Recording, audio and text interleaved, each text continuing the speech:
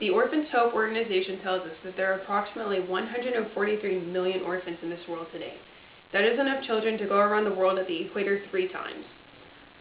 While it is understandable that some couples would rather bear their own children, adoption may be a better option for the children of this world and the parents. Today we're going to take a look at the cost and success rates of artificial insemination and in vitro fertilization, and then compare them to that of adoption. Artificial insemination is the process of planting sperm into the mother in hopes that it will fertilize an egg and develop into a successful pregnancy. CostHelper.com tells us that artificial insemination costs between $300 and $500 per attempt. Now you may be sitting there thinking, that's awesome, I can afford that and we'll be on our way. But the success rate of artificial insemination is usually between 10 and 20%. So artificial insemination may require 5 to 10 attempts or even more, which could add up to costing at least $5,000.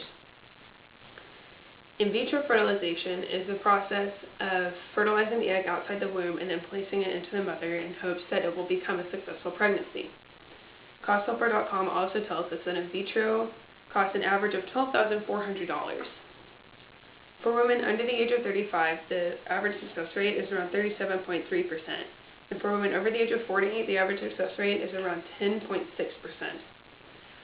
While in vitro is more successful usually than artificial insemination, it still costs much more and could add up to at least $50,000 for all of those attempts. Now adoption, as we know it, is bringing a child into our family that is not our biological children, but had no home. Adoption.com gives us the cost of 3 different kinds of adoptions.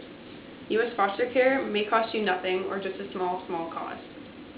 If you go through an agency or have a private adoption, it may cost between $5,000 and $40,000, and international adoptions may cost between $7,000 and $30,000. Now these prices are very high, but there's a much higher success rate. There's no 20% chance of it working, and there's no multiple attempts.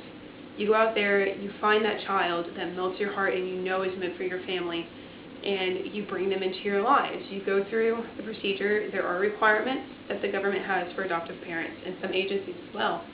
But some of those requirements are also waivable. So if there's a special case, they may be able to say that requirement isn't necessary for this adoption. You'll be fine.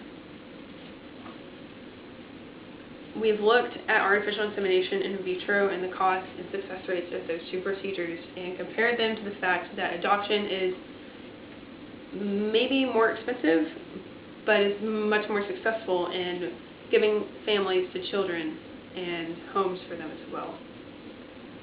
While artificial insemination and in vitro do provide you your own biological children, doesn't it make more sense to adopt rather than possible failed attempts in any of the scientific procedures? Science is not 100%. Adoption may be for you. Adoption can create a family too. Just because it's not your biological child doesn't mean you can't love that child with all of your heart. Those children are looking for love in families and homes, and they're waiting for someone to come to rescue them. Consider your options. You could end up saving someone's life.